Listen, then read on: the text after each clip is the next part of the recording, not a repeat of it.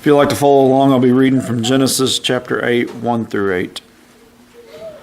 But God remembered Noah and all the wild animals and the livestock that were with him in the ark. And he sent a wind over the earth, and the waters receded. Now the springs of the deep and the floodgates of the heavens had been closed, and the rain had stopped falling from the sky. The water receded steadily from the earth. At the end of the 150 days, the water had gone down. And on the 17th day of the 7th month, the ark came to rest on the mountains of Ararat. The waters continued to recede until the 10th month, and on the first day of the 10th month, the tops of the mountains became visible. After 40 days, Noah opened the window he had made in the ark.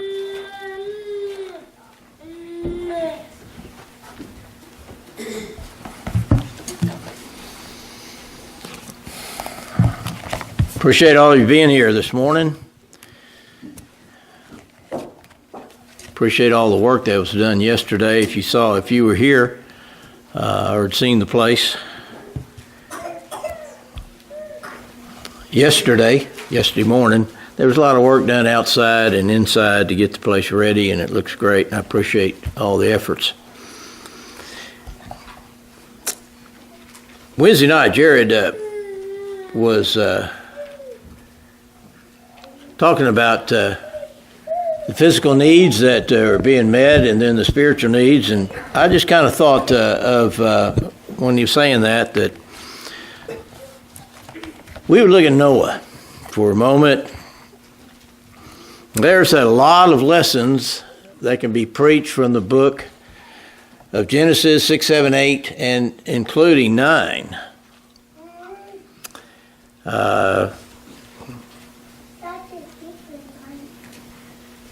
And I think one of them is when we talk about devastation. Of course, we've talked about Job a lot, it seems like, in the past 5 years. And, of course, he suffered a lot of devastation and never forgot God. And so I wanted to have chapter 8 read, but I want to go back just to chapter 6, read a few verses, and then come up to chapter 8 and make my comments, because I think it's interesting that as we look at chapter 6, we see, if you look at the verses or the chapters before that and some of the verses, it kind of tells you what is beginning to happen. This isn't just 100 years since the creation of the world and Noah was came upon here in 6. There's a lot of years that had happened, and verse 1 of chapter 6 says, "Now it came to about when man began to multiply on the face of the land, and daughters were born to them." And I'm not going to go on, we're going to jump through a lot of this. And 3 says, "The Lord then says, my spirit shall not strive with man forever, because he also is flesh, and nevertheless his days shall be 120 years. And then 8 says, "The Lord saw that the wickedness of man was great on the earth, and that every intent of the thoughts of the heart was only evil continually." 7 says, "I'll blot out man whom I've created from the face of the earth." But 8 says, "But Noah found favor in the eyes of the Lord." And then it says, Noah in 10 had 3 sons, Shem, Ham, and Japheth, and the earth was corrupt in the sight of God, and the earth was filled with violence. And God looked on the earth, and behold, it was corrupt, for all flesh had corrupted their way upon the earth. And then notice 13, it says, God then said something to Noah. He told Noah, "The end of all flesh has come before me, for the earth is filled with violence because of them, and behold, I'm about to destroy them with the earth. And then make yourself an ark of gopher wood," and we're not going to read the rest. It's interesting because when you look at chapter 11, verse 7 of Hebrews, the faith chapter that we call it, or the hero chapter of the Bible, it says, "By faith Noah," and we just read it, "warned by God." God spoke to him, warned him the devastation was coming. It appears it took a century or more, by the verse that we read, 120 years, At least Peter says that Noah was a preacher of righteousness. And so he had to be saying, listen, something is coming, and it's not going to be good if you don't listen. And people looked down and mocked and laughed and scorned as Noah began to build something they hadn't seen before for some reason they didn't know of.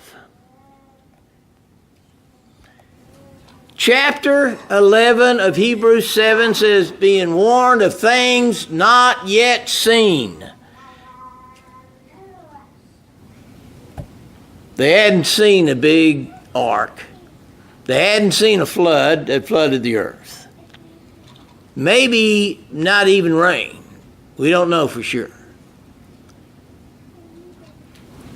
But that's by faith. That which we haven't seen. What do you think went through Noah's mind? You're going to do what? You want me to do what? When? How? He said, I want you to make an ark. There's a reason I want you to make an ark. There's something that's coming. You've got to have a place of safety. You've got to know that devastation is here. Because I've had it up to here with man and his sinfulness. And that's for another lesson. And so Noah begins to build. And can you imagine going through a year? This is no small task. They didn't have electric back in those days. So he and his sons get out there and they begin to build. After a year, I don't know how much they had accomplished. Maybe just cut down some trees, or I don't know. But what do you think happened after 10 years? Here is people still mocking him, probably gaining much crowd around, looking down and laughing at Noah and saying, you're going to do what? For what reason? And Noah says, it's coming, it's coming, it's coming. Devastation is coming. It's going to happen. And the people physically see year after year some structure. After 50 years, about half done, they see something big. And Noah's still saying, you got to listen. You got to listen. 75 years pass. It's not yet time because the ark probably isn't finished. They're still laughing. What do you think Noah's thinking all this time? 75 years you're building something. How much patience and discipline do you think he and his family had about something they knew nothing about? But they had their whole trust and their whole faith was put into God. A man, it says that God looked down and found grace.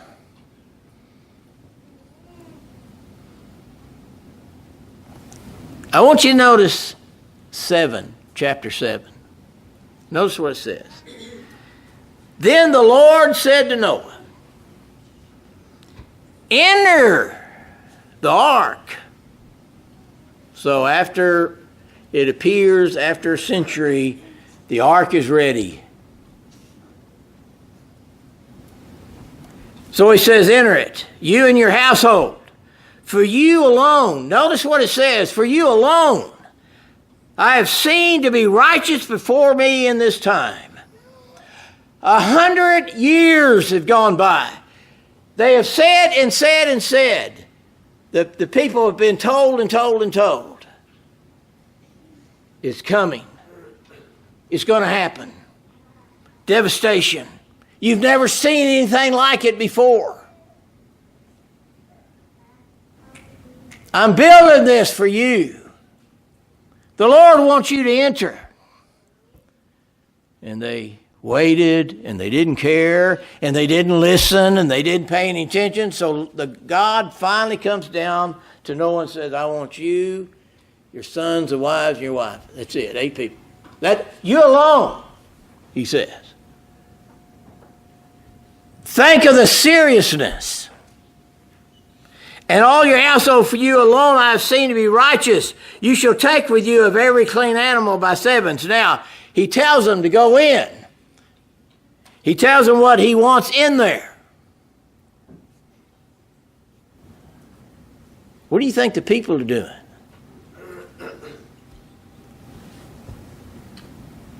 What do you think Noah's thinking?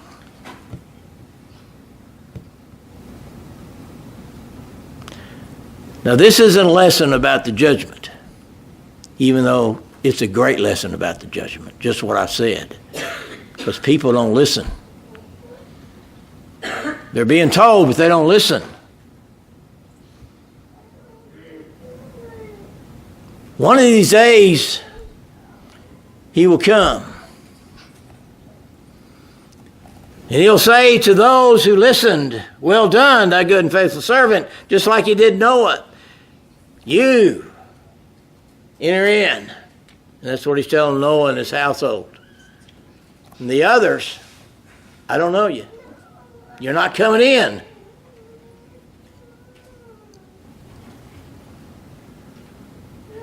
And so he takes the animals and he takes whatever it is that God has told him to, and we're told that he shuts up the door. God shut the door to the saving of Noah and his household. Everything is ready. Then what happens? The people are looking down, just laughing and mocking. And what happens? Water from heaven. It rained like it never rained before.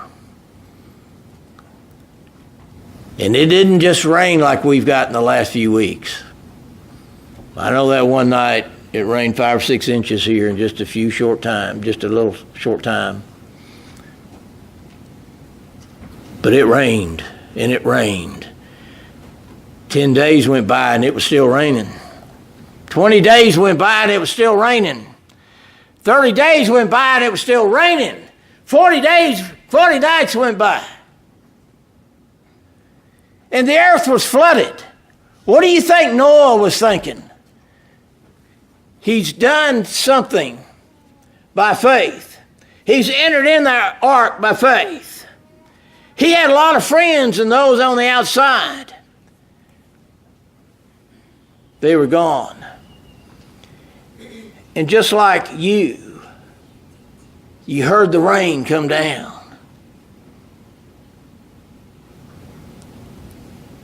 But not just for 5 hours. Not just for a few hours a day for the past 2 weeks. Not just 10 or 12 inches that it says we've got. But he hears the rain. He goes to bed, he hears the rain. He gets up, he hears the rain. He goes to bed, he hears the rain. He gets up, he hears the rain. 40 nights this happens. What do you think Noah's thinking?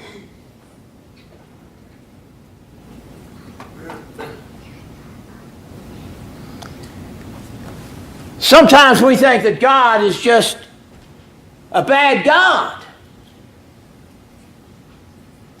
Why would he do something like this? Why would those people be lost? Is God a bad God? No. A century, the same people were told the same story. Devastation is coming. You got to be prepared. You got to be ready. Now the lesson is this. With 7 and 8. Noah's in the ark. God says, Noah, get in there. Here's what I want you to take. We don't see anything until you get to chapter 8, which Brett just read, about God saying anything to Noah.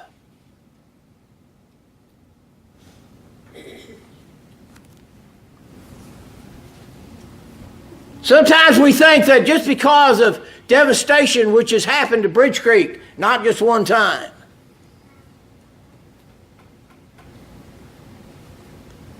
and all over the world, you hear of devastation by earthquakes, etc.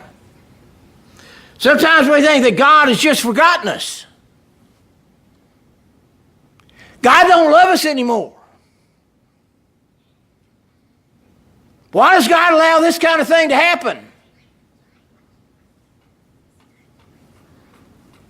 What do you think Noah thought? In there for a whole year. We're not told that God said anything to Noah. He let him ride it out. The rain came down, the rain came down, the rain came down. All of a sudden, the boat is probably just going like this, and he can hear for a year, he can hear the water splashing, the ark rocking. Do you think that he thought that God had forgotten him?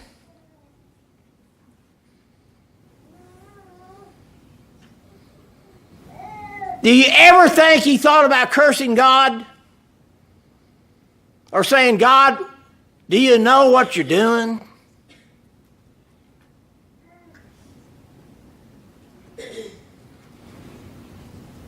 I want you to look at 8 that we just read. Notice verse 1. But God remembered Noah and all the beasts and cattle that were with him in the ark. That doesn't mean God had gotten busy and forgotten about Noah for a year. It's like when God went down to Sodom and Gomorrah with Lot. It says Lot was saved, but the others weren't because they didn't listen. He couldn't find even 10 righteous, but he said this because of Lot. He said, I remembered what I told Abraham. That means he understood his promise. Just because he didn't speak, just because he let it ride out, by faith, Noah kept the faith. And when it was time, then God spoke. And he said, I remembered Noah. In other words, it was time. We're on God's time. We need to understand that. And God doesn't forget us during these terrible times. It's not a time to blame God, but to bless God.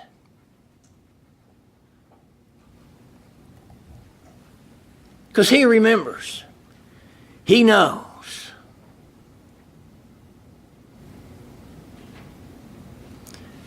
What do you think Noah was thinking?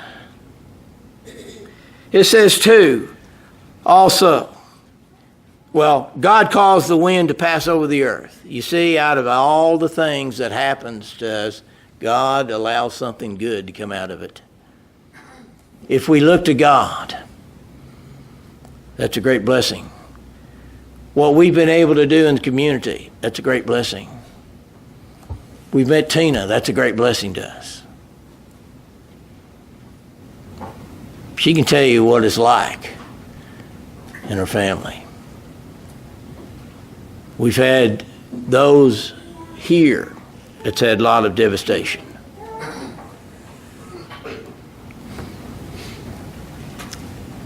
But Noah, a whole year, waited patiently. And God says, I remember Noah. And now it's time. And now the waters are going to be leaving, subsiding. And the ark is going to come to a rest. Notice 15 of verse 8.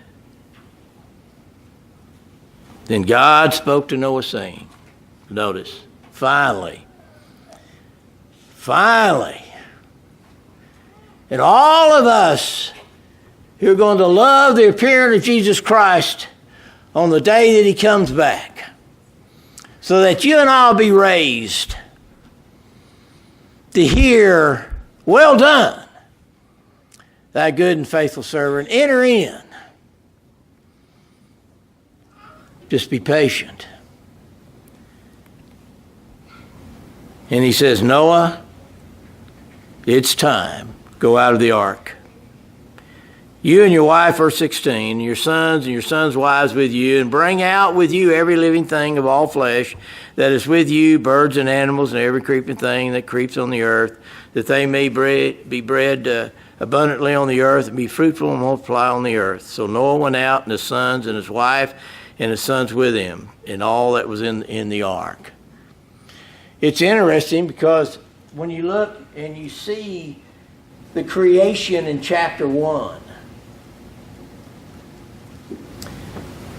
it's new. God created the heavens and the earth was without form, and darkness was upon the face of the earth, and the Spirit moved what? Upon the face of the waters. And there was a new day. And when everything was created, he said it was very good. But as years passed, it wasn't very good. And so there was a flood. But now, there's a new day. There's a new beginning. And water still has something to do with it. And water still has something to do with us today. The only way they reach the blood of Christ in baptism is through water. 1 Peter 3:21, 20 and following. Talks about that. But it's new.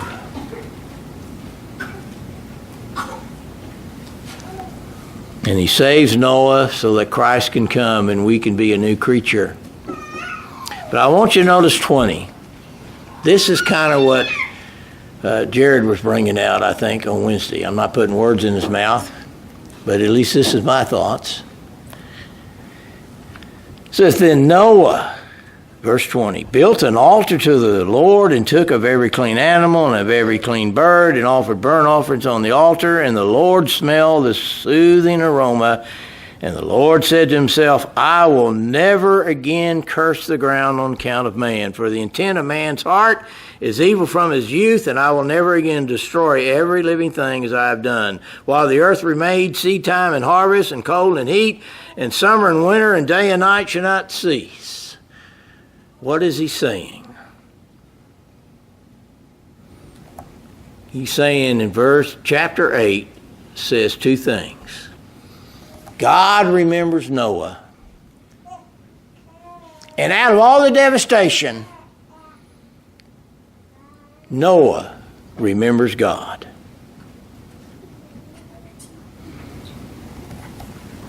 And he builds an altar. It looks like the first thing. At least that's the way it's recorded. And I think it's recorded for that reason. He didn't get out and he didn't look at the situation and he didn't say, well, finally, he didn't say anything. He built an altar. The very first thing he thought of was God and his worship to God.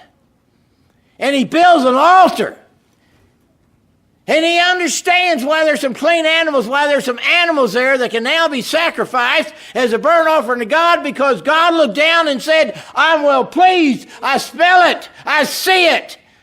And because of that, even though, and notice what it says, even though I know the wickedness of man will begin again, because that's what's in man, I will never again, Noah, I make this covenant with you and with all mankind, and you will see it by a rainbow. We're not going to cover that.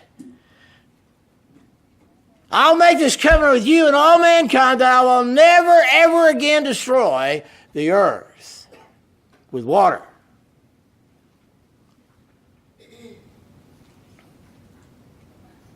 And so don't you ever believe it if someone says all the earth will be flooded by icebergs when they melt and all that kind of stuff, or whatever they say. Enough rain. Don't believe it. You just read it. God has promised. He's not slack concerning his promises. 2 Peter 3:9. What he says, he means.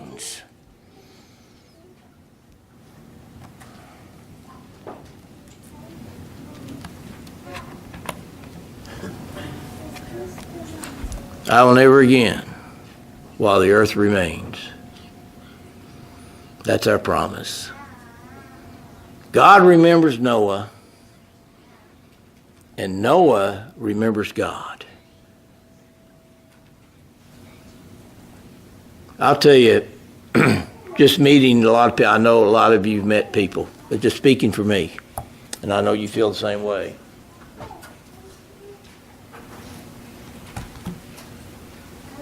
People like Tina, and I don't want to embarrass her, but I want to thank her. They come in with such a great attitude. They don't blame God, and she's here this morning.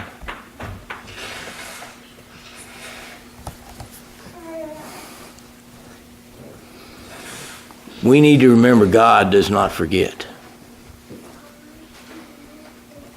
And even though some tough things happen, it's not God. But we need to never forget him. I want to close. There's more I can say, but I know everyone's tired. But I want to close. If you'll turn to Isaiah 49 with me. We'll close with this. Now I want to start with 13, 14, 15, and 16. I don't want you to ever forget it. Those of you who remembers the devastation of this time of May 3rd.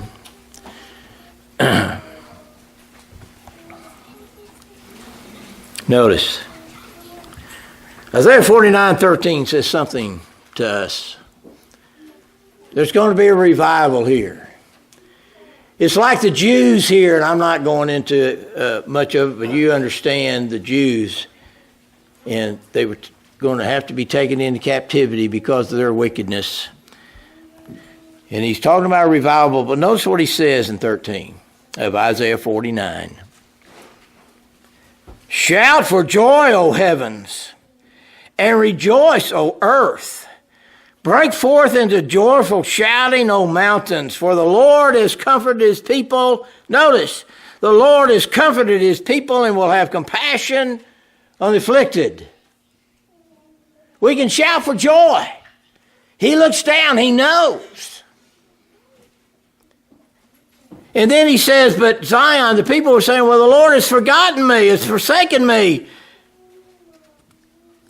And then he answers that. Can a woman forget her nursing child?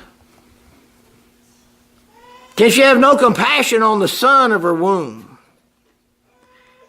Even these may forget, but I will not forget you. Behold, I have inscribed you on the palms of my hands. Your walls are continually before me.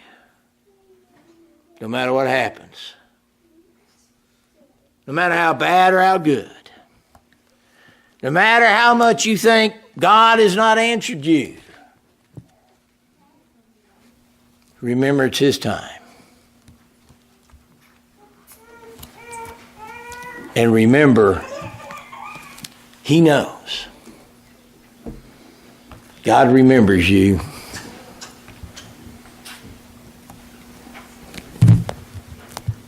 So I want to thank all of you. Thank those that came in. It was a blessing to us. May it build our strength and our hope and our trust in the living God. Jesus Christ was sent as our ark today. Are you right with Christ? If you're not, we want to help you today as we stand and sing. On bended knee I come, with a humble heart I come, bowing down before your holy throne, lifting holy hands to you as I pledge